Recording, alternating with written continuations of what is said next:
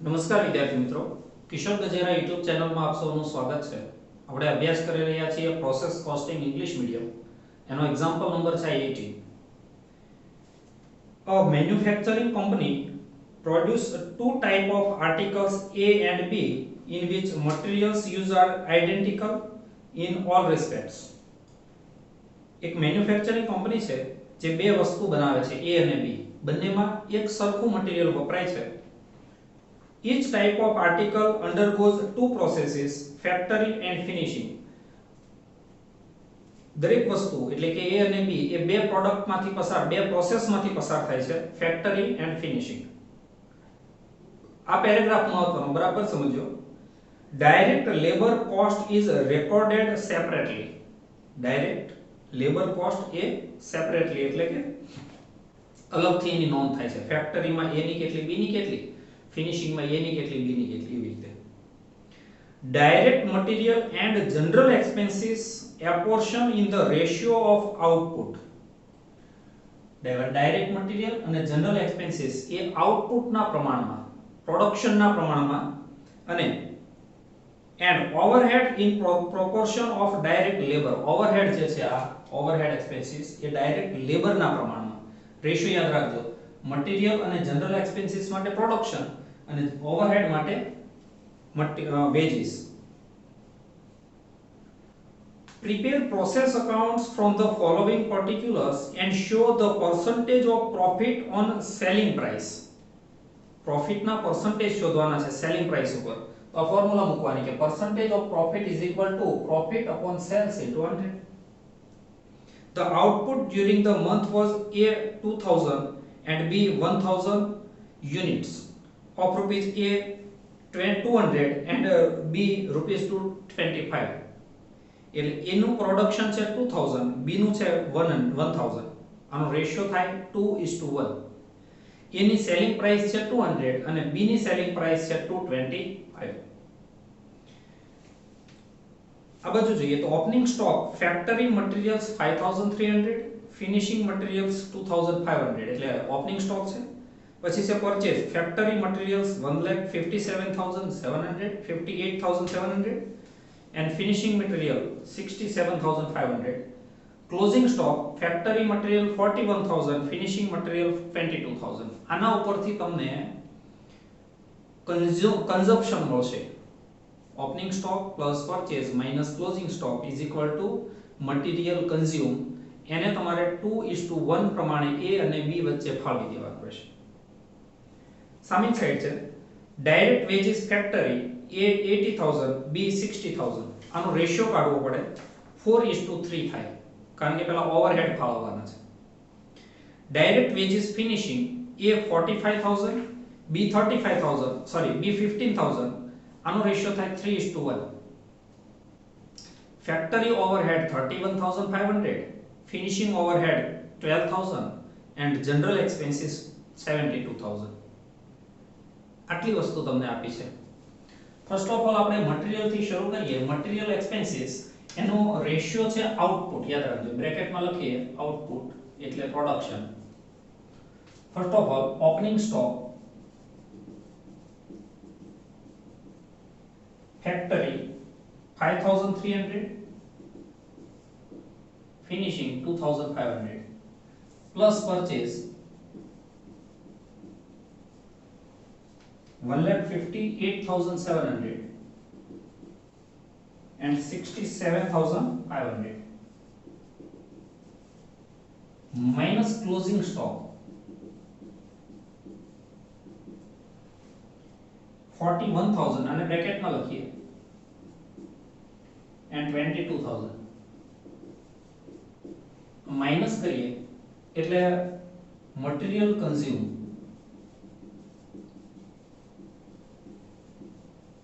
consumption of material મળશે જે factory નો આવશે 1,23,000 અને ફિનિશિંગ નું આવશે 48,000. આ ફેક્ટરી નું પણ બે વસ્તુનું A અને B નું. આ 48,000 ફિનિશિંગ નું પણ બે વસ્તુનું A અને B નું. આનો રેશિયો છે 2:1 આઉટપુટના પ્રમાણમાં 2:1 એટલે 1,23,000 ને ફાળવો તો 82,000 41,000 82 41 અને ફિનિશિંગ નું ફાળવો તો 32,000 અને 16,000 આવી રીતે A અને B નું ફેક્ટરી અને ફિનિશિંગ નું મટીરીયલ આપણે ફાળવી દીધું. ફેક્ટરી અને ફિનિશિંગ A અને B ની વેજીસ તમને ડાયરેક્ટ આપી દીધેલી છે એટલે એને કોઈ રીતે ફાળવવાની જરૂર નથી. ફેક્ટરી ઓવરહેડ તમને આપ્યા છે 31,500 અને ફિનિશિંગ ઓવરહેડ આપ્યા છે 12,000. આને તમારે A અને B વચ્ચે ફાળવવાના. આના માટે તમને રેશિયો લેવાનો કીધો છે direct labour.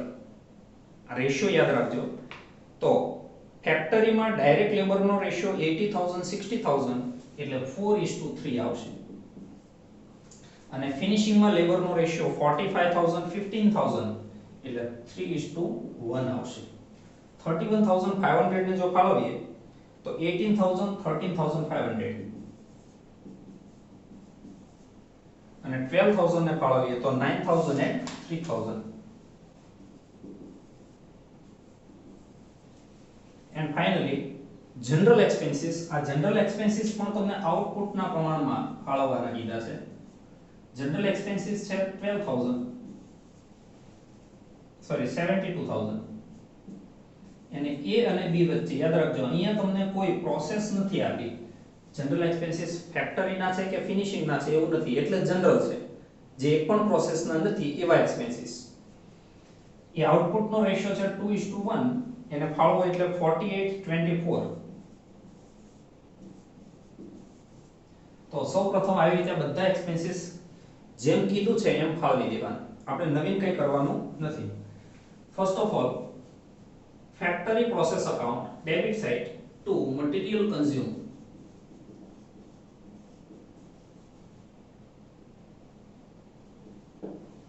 A 82,000, B 41,000. To wages A 80,000 60,000 factoring. To overhead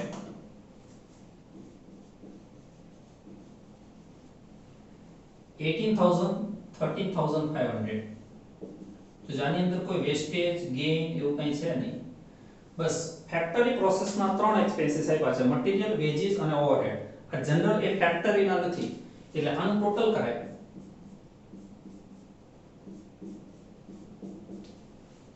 એનું ટોટલ આવશે 1,80,000 1,14,500.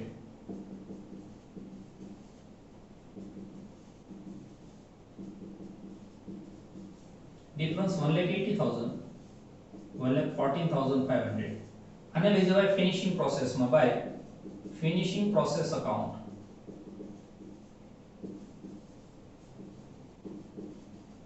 આ છે ફેક્ટરી પ્રોસેસની કોસ્ટ. ફિનિશિંગની debit side to factory process account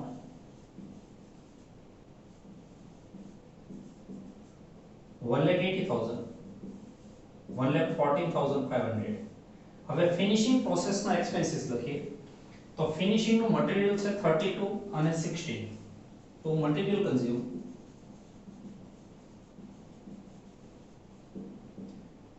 32,000 and 16,000. To wages A direct આપી છે 45,000 and 15,000 and to overhead એ આપણે ફાળવ 9,000 3,000. હવે આનું ટોટલ કરી દેવાનું. એનું ટોટલ થાય 266 148,500.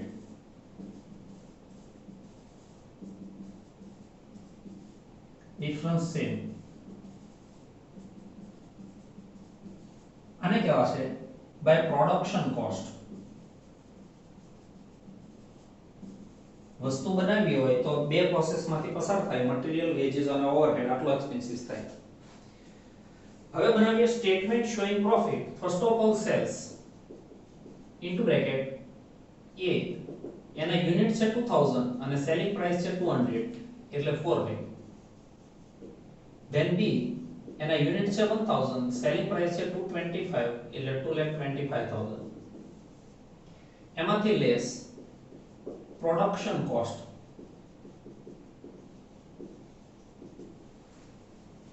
2,66,000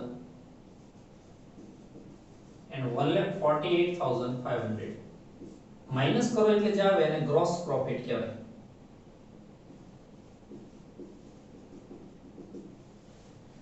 એની અમાઉન્ટ આવશે 1,34,000 અને 76,500. 1,34,000 76,500. મિત્રો આમાંથી આ જનરલ એક્સપેન્સીસ માઈનસ થશે. હવે less general expenses.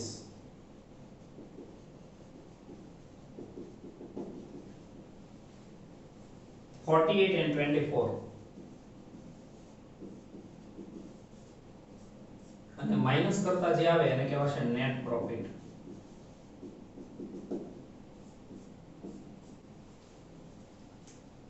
$86,000 and $52,500.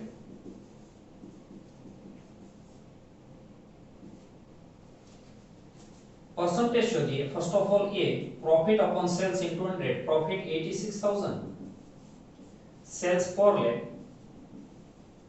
into 100 is equal to 21.5%.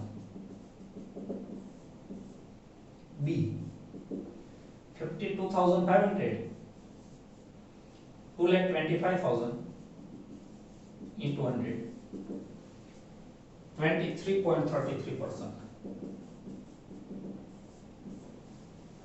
Thank you very much, friends.